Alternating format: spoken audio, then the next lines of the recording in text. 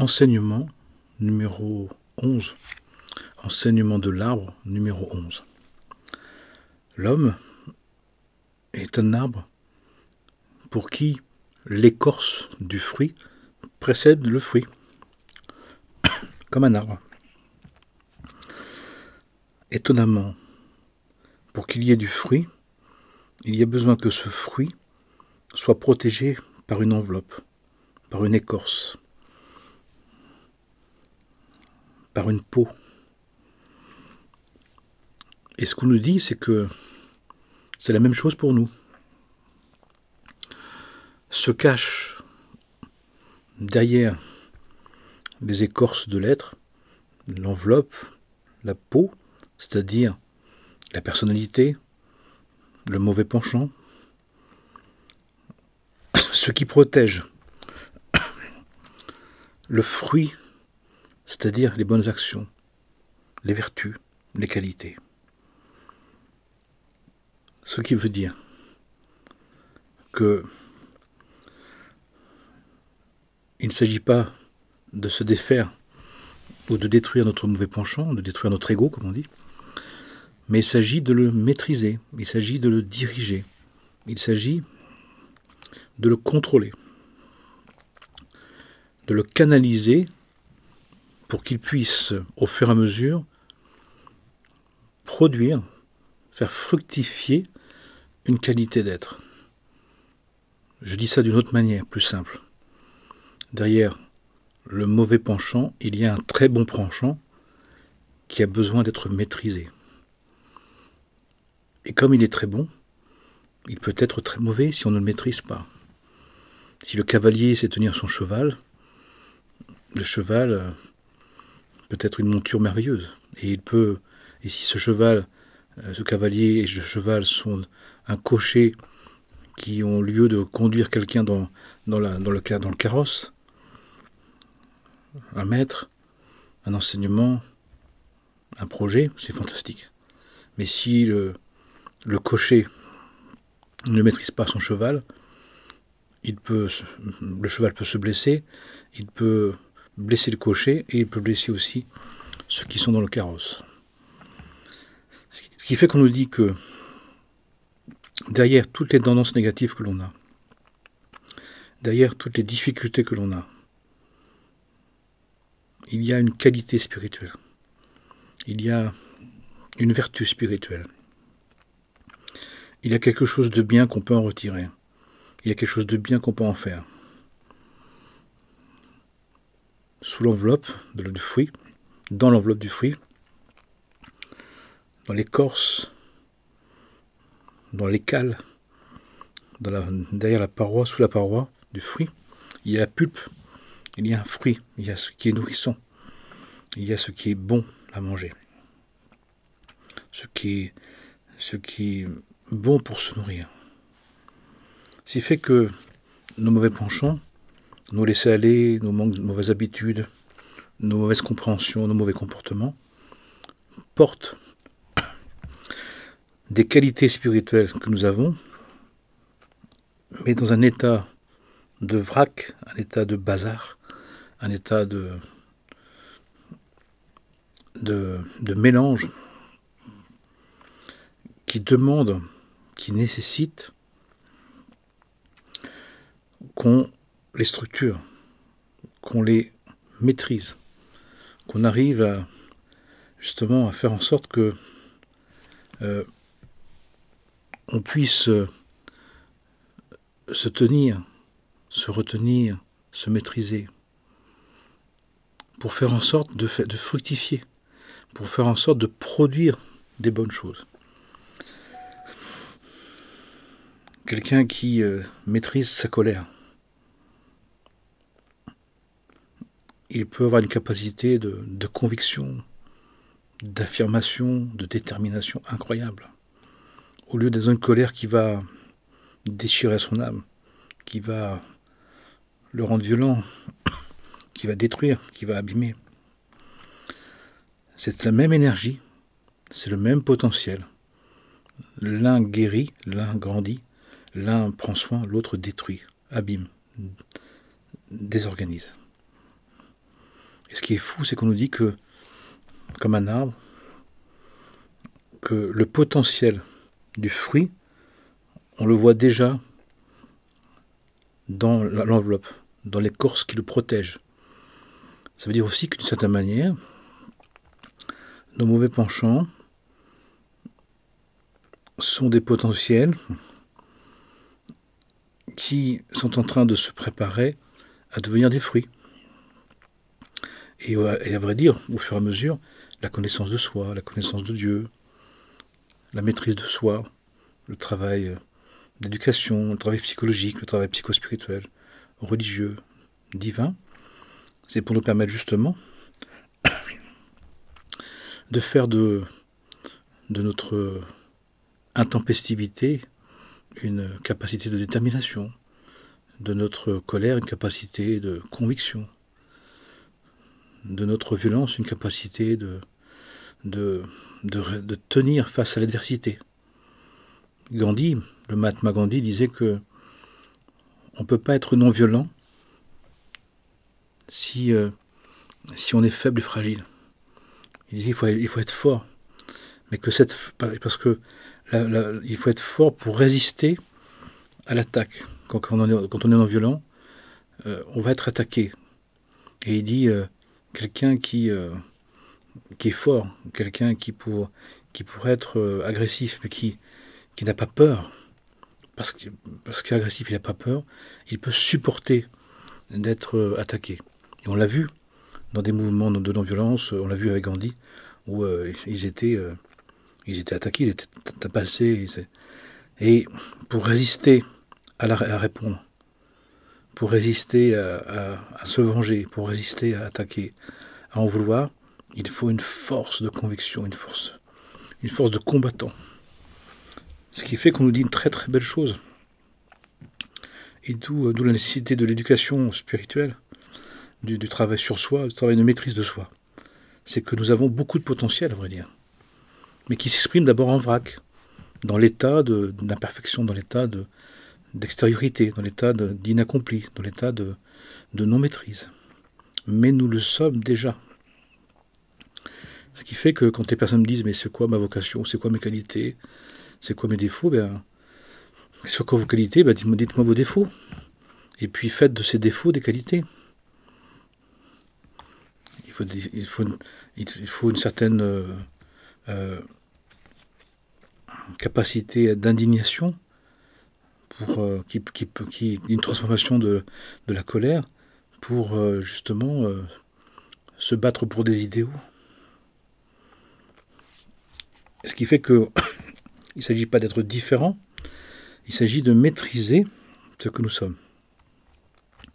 Il s'agit de maîtriser nos potentialités pour en faire des fruits. Nous sommes porteurs, sans le savoir, de qualité qui s'exprime d'abord dans un état de désorganisation, de bazar, de vrac. On pourrait dire une certaine manière d'exprimer ces qualités, mais mélangées ou pas complètement claires, pas complètement maîtrisées, pas complètement sues. Ce qui fait que on peut être très très fort. Je connaissais quelqu'un qui était très très fort naturellement. C'était un gars, c'était une baraque. Mais quand il bougeait, il manquait de conscience de lui-même et il cassait les choses. Et les personnes lui en voulaient, et puis après il s'énervait. Et lui, il était tout mal avec ça, parce qu'il avait un corps très grand et très puissant, mais il n'avait pas la maîtrise. Il n'avait pas la conscience. Ce qui fait qu'on nous dit que le plus important, c'est de se définir, de se connaître, pour ensuite voir comment je vais maîtriser ça. Comment je vais être capable d'utiliser mes défauts, mes mauvais penchants, mes mauvaises manières, mais de bonne manière. Donc de les canaliser, de les diriger, de les contrôler. Ça s'appelle la maîtrise de soi. Quelqu'un qui n'a pas peur, et qui arrive à ne pas avoir peur quand il va être accusé, quand il va être dénigré, quand il va être mis en question sur ce qu'il vit, dans ce monde actuellement, quand on a une version spirituelle, quand on veut vivre dans la conscience de Dieu, on peut être attaqué, on peut être dénigré, on peut être moqué. Eh bien, il faut une force intérieure pour accepter ça, pour ne pas être déstabilisé. C'est comme une force de combat, mais de combattre non pas contre des personnes, mais contre des manières d'être, contre des invectives, contre des méchancetés, contre des agressivités. Et ça demande de développer ses qualités. Et on peut le prendre aussi dans l'autre sens. Ce que les personnes nous font, ce que la vie nous a fait, a mis en évidence des mauvaises attitudes, des attitudes réactives, agressives, attaquantes, médisantes. Mais à vrai dire, c'est notre manière de réagir, mais qui peut devenir une manière d'agir, une manière d'être, une manière de s'affirmer. Mais ça demande donc d'accepter qu'on a des mauvais penchants, mais que ces mauvais penchants, de ne pas les connoter comme quelque chose de mal en soi, qui fait qu'on devrait s'en passer, qu'on devrait ne plus les avoir. Mais de dire, ah, donc j'ai des mauvais penchants, c'est-à-dire que j'ai des qualités que je ne maîtrise pas. J'ai des potentiels de vertu, mais que je ne maîtrise pas. Et qui peuvent me porter préjudice, qui peuvent m'amener à faire des bêtises, qui peuvent m'amener à avoir des conséquences dans ma vie. Hein, on peut très bien se retrouver dans la situation où l'aspect négatif de notre comportement qu'on ne maîtrise pas peut créer des situations compliquées. Je connais quelqu'un qui a cette capacité de répondre. Mais quand elle ne le maîtrisait pas, elle répondait n'importe comment, n'importe quoi, de manière excessive, de manière accusatrice, de manière attaquante.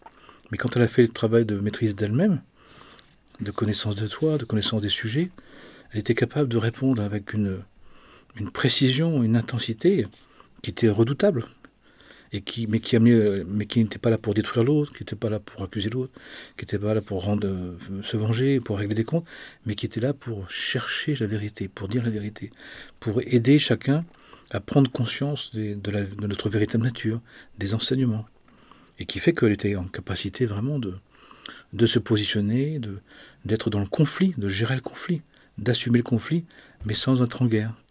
Et sans se sentir soit attaqué, soit sans se culpabiliser, ou soit sentir diminué, dévalorisé, s'entraîner un sentiment d'injustice, un sentiment d'abandon, un sentiment de rejet. Mais parce qu'elle avait fait un travail de maîtrise. D'ailleurs, c'est devenu... elle n'est plus... C'était une très grande avocate, et qui racontait ça, qui me racontait ça, qu'au départ, cette vocation... Elle l'avait vue plutôt dans le négatif, dans le sens où voilà, elle réagissait, elle attaquait, avec agressivité, avec violence, avec dureté. Et puis, par le travail de maîtrise d'elle-même, par le travail sur les lois, en tant qu'avocate, elle avait été capable justement d'être perspicace, d'argumentation, dans la recherche des faits, dans la recherche de tout ce qui était, je sais pas comment on dit, des éléments de loi et des situations qui s'étaient produites, qui fait qu'elle pouvait ramener aussi des jurisprudences, ce qui s'était produit, qui l'amenait à remporter les procès, mais pour le bien des deux, en voulant concilier, en voulant arranger. Elle cherchait toujours la concorde, elle cherchait. Et au départ, elle a dit, mais au départ c'était un dragon, c'était les invectives, tout l'aspect négatif. Et donc on nous dit que nous sommes ça. Mais nous devons savoir que nous le sommes déjà, puisque les vertus sont des fruits déjà acquis, déjà réalisés, déjà goûtés, déjà appréciés. Et puis, ce qui pour l'instant est sous la forme d'une écorce, d'un vice, d'une difficulté, d'un mauvais penchant, c'est donc un potentiel. C'est un magnifique potentiel spirituel que nous avons et qui nous définit. Ce qui fait que nous n'avons pas besoin de trouver ailleurs Et nous n'avons surtout pas besoin d'enlever ces enveloppes, ces écorces, ces apparences, ces aspects extérieurs, parce qu'ils contiennent une pulpe, ils contiennent un fruit, ils contiennent une qualité, ils contiennent une vertu potentielle. Mais on a besoin de les dépassionner, on a besoin de les maîtriser, on a besoin de les canaliser, on a besoin d'en prendre soin. Pour faire en sorte d'arriver dans les situations à ne pas surréagir, à ne pas être soit dans la culpabilité ou dans l'attaque, soit d'être dans des sentiments d'injustice ou de rejet, d'abandon, ou alors d'être dans l'indifférence, mais d'être concerné. Je suis concerné. Ça veut dire aussi que tous les jours, comme un arbre, tous les jours on essaie de faire pousser ses fruits. Et ce qui est très beau quand même, ce que je trouve magnifique, c'est que à un moment donné, quand le fruit est mûr, eh bien on nous dit une chose importante. C'est que il va falloir se débarrasser de l'aversion du mauvais penchant, des écorces. Il va falloir enlever la peau. Et là, on voit qu'il y a des fruits où on peut tout manger. On prend l'exemple, par exemple, de la fraise. On peut tout manger. Donc il y a des qualités en nous qui vont être facilement devenir des vertus, des qualités d'être, qu'on pourra pouvoir vraiment transformer comme dans des beaux aspects, dans des belles manières d'être. Et puis on sait qu'il y a des fruits où, par exemple, où l'écorce elle se mange, mais pas l'intérieur. Hein, on peut penser par exemple aux olives, où là c'est qu'il y a un noyau à l'intérieur où il y a quelque chose qu'on peut pas se défaire, qu'on peut pas manger. Donc c'est à dire qu'il y a une partie, certaines qualités qu'on doit acquérir, c'est au prix d'une partie qu'on ne peut pas transformer. Parfois, qu'on doit accepter de quitter certains comportements pour en acquérir d'autres, ou de garder dans nos comportements une partie qui est juste et bonne, et puis une partie qu'on doit complètement supprimer. Et puis on a aussi des fruits où l'écorce ne se mange pas, elle se jette. On doit l'enlever, et l'intérieur se mange. On pense tous à l'orange, par exemple. Ça peut être aussi l'ananas, ça peut être d'autres choses. Ça peut être aussi des noisettes, où là c'est carrément, il faut casser. Donc ça veut dire parfois, il y a des mauvais penchants, il y a des mauvaises habitudes, des mauvais comportements qu'on doit casser, qu'on doit enlever d'abord.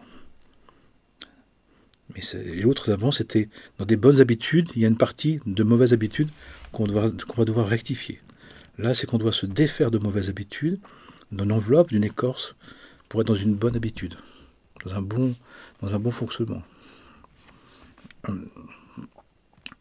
Qui fait que on pourrait très bien avoir, par exemple, des a priori sur des personnes, sur des situations, sur des manières d'être, des manières de faire. Mais finalement, c'est en osant faire autrement qu'on va s'apercevoir qu'il y avait quelque chose qui était possible. Comme un fruit, on enlève d'abord l'idée des choses, des a priori, pour pouvoir se réaliser. Et puis, il y a des fruits où les écorces sont vraiment des coquilles. Où là, vraiment, il y a une coquille, comme la noix, il y a une coquille, une bogue ou un brou, ou une écale.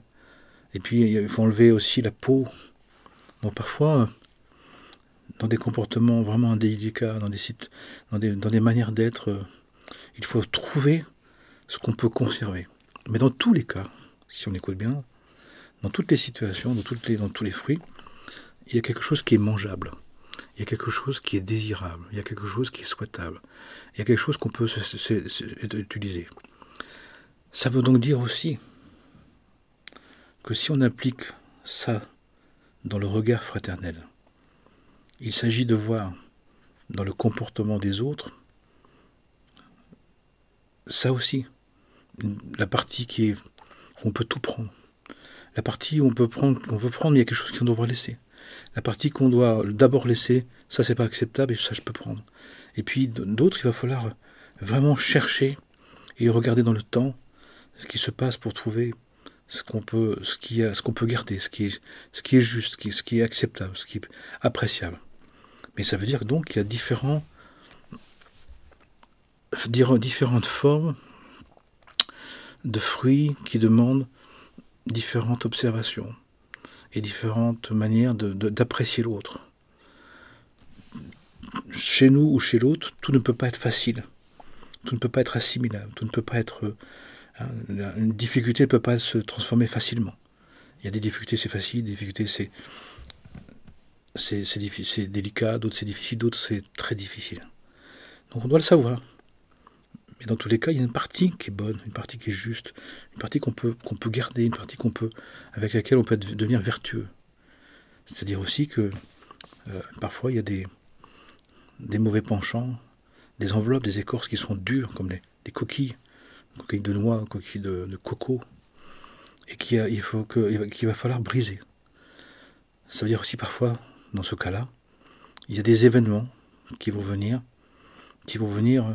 briser, casser, pour ouvrir, pour accéder aux fruits, accéder à la qualité, accéder au mérite, accepter la bénédiction, accéder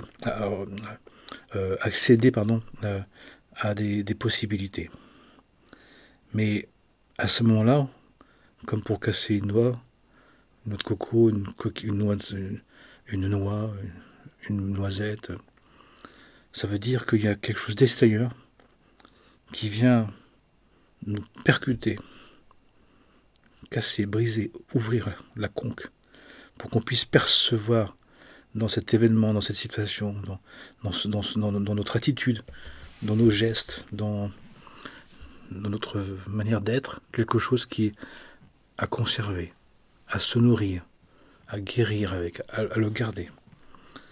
Donc il y a toujours, dans tous les aspects de notre être et de l'être de l'autre, et des situations, des circonstances, quelque chose de bon, plus ou moins visible, plus ou moins caché, plus ou moins disponible, plus ou moins à révéler. Mais dans tous les cas, ça existe et c'est l'enseignement de l'arbre, l'homme qui est un arbre pour qui la peau précède l'enveloppe. Et donc nous devons considérer les choses de cette manière-là. Et encore une fois, vous avez vu, avec différentes parties, différentes parts, qui se complètent, mais différentes. Des parties parfois enlevées, parfois supprimées, parfois modifiées, parfois à séparer, parfois vraiment à casser pour transformer. Ce qui fait que, finalement, l'être divin que nous sommes a de grands potentiels, a de grands accomplissements possibles, qui passent par le fait de se connaître ses défauts, ses difficultés, ses manquements, ses mauvais penchants, pour justement, en les acceptant, de vraiment les accueillir, et en les accueillant, de vraiment en faire ressortir la part de bon, la part de juste, la part de souhaitable, la part de désirable, la part qui va nous servir, la part qui va nous nourrir et qui va nous permettre de grandir et en même temps de nous accomplir et d'influencer et de participer au bien commun. Ce qui veut dire aussi que dans toute forme de bêtises, de maladresse, de mauvaises habitudes, de mauvais penchants, d'addiction, il y a toujours une part qui est bonne. D'ailleurs, c'est peut-être celle-là qui fait qu'on y revient. C'est peut-être celle-là aussi qui nous appelle. C'est peut-être celle-là où on pense qu'on doit continuer. Mais ça me fait du bien en même temps. Ça me fait du mal, mais ça me fait du bien. Ça me fait du mal, mais j'y trouve quelque chose. Bien évidemment, ensuite, il s'agit de prendre que le bien, sans se faire du mal, bien sûr. Mais pour dire, les gens, ils sont pas fous, les gens, ils sont pas dingues, ils sont pas idiots. Et c'est qu'il y a bien quelque chose de juste. Et comme tout vient de Dieu, et que Dieu, le divin, est le bien absolu, eh ben on dit que le mal qui est temporaire, le mal c'est l'écorce. Le mal c'est l'enveloppe, le mal c'est le fruit. Et toute situation qui est mal, qui fait mal, justement, doit être considérée dans le fait qu'elle porte au cœur, à l'intérieur, elle protège, elle garde, elle prépare la venue d'une dimension de bien, d'une dimension vertueuse, d'une dimension divine, d'une dimension de résurrection, d'une dimension de croissance de l'être, de divination, de sanctification. Pour dire aussi que derrière tous les événements qui nous apparaissent comme mauvais, mal, injustes, impurs, il y a de fait en elle une étincelle divine, une étincelle de bien, une étincelle de sainteté, mais qui peut être très cachée, très recouverte, très recouverte, très voilée, et pour autant qui existe. Et c'est là où on peut avoir tout à fait une grande espérance, nous dit-on. C'est là où on peut avoir une patience infinie. C'est là où on peut être de dire à la personne rigoureusement ce qu'elle est dans son mauvais penchant, de l'évaluer dans ses mauvais penchants comme une situation, mais pas pour l'attaquer, pas pour la dénigrer, pas pour la juger, pas pour la condamner, mais pour dire dans cette situation-là, chez cette personne-là, il y a quelque chose de grand, mais qu'elle vit pour l'instant comme quelque chose de petit, comme quelque chose qu'elle peut utiliser à son profit, par intérêt, pour faire le mal, pour mal se conduire. Mais pour autant, il y a un potentiel de bien, il y a un potentiel d'accomplissement. Et ce regard-là, on nous dit, tu seras jugé comme tu juges. Et nous, on ne veut pas juger, on veut évaluer. On veut évaluer les potentiels de chacun, rigoureusement, précisément, et lui dire quel bien tu pourrais faire avec ce que tu fais de mal. Quel altruisme tu pourrais faire avec ton égoïsme. Quel enivrement, quel ravissement spirituel tu pourrais faire avec ton enivrement, etc., etc. L'idée, c'est de transformer. L'idée, c'est de canaliser, de se servir. L'idée, c'est de transmuter les tendances, de faire en sorte que ce qui ne va pas, ce qui est en désordre, soit suffisamment mis en ordre pour pouvoir servir, pour faire en sorte que ça puisse aider les uns et les autres. Sinon, on condamne, on juge, d'accord, mais on est jugé comme on juge. Mais on n'avance pas. Ça peut être rassurant à des moments. Ça peut être une première version pour mettre à distance. Mais on voit bien que ce n'est pas suffisant, ni avec les autres, ni avec nous-mêmes. Parce que, encore une fois, à l'enseignement de l'arbre, l'homme comme tout arbre, la peau précède le fruit. La semence est dans une poche, on appelle une enveloppe, on appelle une écorce, une écale, un brou, une bogue, une conque, pour justement protéger le fruit. Mais c'est pour protéger le fruit. Ça veut dire aussi que quand notre mauvais penchant ne peut plus fonctionner, quand il est dénoncé, quand il est dévoilé, quand on se rend compte, quand on ne le supporte plus, quand on ne supporte plus avec ça, ça veut dire qu'on peut avoir le fruit. C'est que le fruit est mûr. C'est que le fruit peut être mangé. C'est qu'on doit en faire une qualité. Ça demande un effort. Ça demande de s'y intéresser. Ça demande de le récolter, le fruit, et de s'en nourrir. Et de s'en nourrir, c'est-à-dire maintenant de faire autrement. J'avais connu, ça me fait penser à quand j'étais jeune, j'avais rencontré quelqu'un qui faisait des arts martiaux, qui était devenu un bon maître en aïkido. Et il a dit qu'au départ, c'était quelqu'un d'extrêmement violent, d'extrêmement perturbé, d'agressif. et d'instable. Et il avait commencé comme ça, pour rigoler. Il avait amené quelqu'un, à vrai dire, un copain à lui, puis il lui dit, et le maître il avait vu, il lui a dit, mais toi, tu es intéressé. Et même, il a fallu même se battre la première fois avec le maître qui était là. Et le maître avait compris qu'il y avait quelque chose. Il a dit, mais tu sais, si tu peux être aussi agressif, tu as une qualité de maîtrise incroyable. Mais il va falloir travailler. Il va falloir s'y intéresser. Il va falloir se nourrir du fruit. Il va falloir vivre pour ça. Et c'est ce qu'il a fait. Et il est devenu un des grands maîtres d'art martial, d'aïkido en particulier, et des générations passées maintenant. Et il s'occupait en particulier des enfants qui étaient très, très hyperactifs, très perturbés. Justement, il avait cette capacité de comprendre. Il savait d'où il venait. Donc il avait une compréhension, il avait une expérience personnelle qui lui permettait d'accueillir l'autre dans sa dimension de défauts, de difficultés, de vrague, de mélange, de chaos.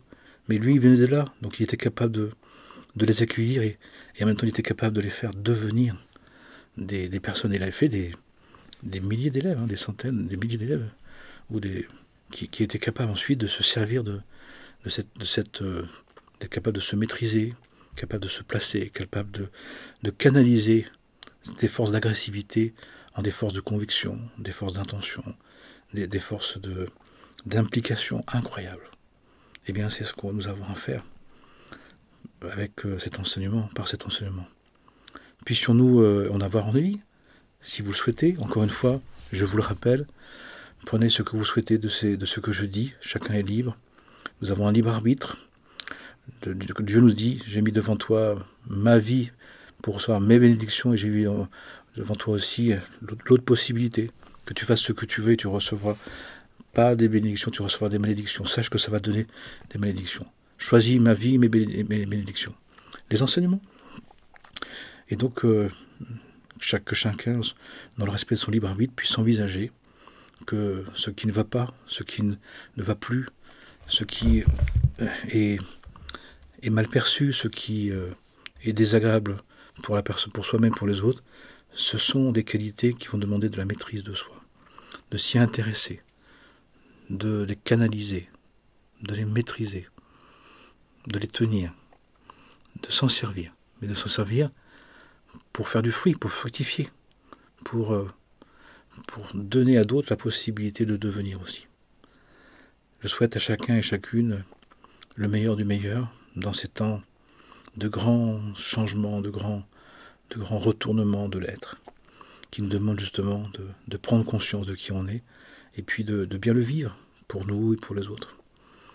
Une pensée spéciale ce soir, parce que la journée plusieurs personnes m'en ont parlé, d'honorer nos parents et surtout ceux qui sont déjà partis ou ceux qui sont en partance.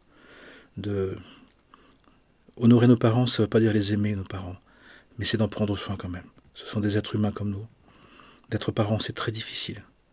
On fait beaucoup d'erreurs. On voit à quel point on est manquant. On voit à quel point on ne peut pas vraiment, malgré tout notre amour, aider nos enfants comme on aimerait. Mais dans tous les cas, nous avons à les honorer parce qu'ils nous ont fait un corps que notre âme leur a demandé. Et on a décidé de prendre en partie une partie de leurs difficultés, de leurs problématiques, et entre autres de les supporter et de les accepter comme ils sont pour les aider, pour les aimer suffisamment. Voilà, donc je pense en particulier à nos parents ce soir, puisque plusieurs personnes m'ont dit que leurs parents étaient partis aujourd'hui, ou qu'ils avaient célébré le départ de leurs parents. Et bien que le Saint-Nom divin, béni soit-il, honore nos pères et nos mères, nos ancêtres, tout notre héréditaire. Et sachons que nous sommes comme un greffon sur un vieil arbre de vie, sur un vieil arbre nous sommes un greffon de l'arbre de vie qui venons ressusciter, réinsuffler l'arbre de la connaissance du bien héréditaire pour justement le renouveler. Et justement, donc le fait de le renouveler, c'est justement parce qu'il a perdu un peu de son flux, de sa dynamique, de sa vitalité.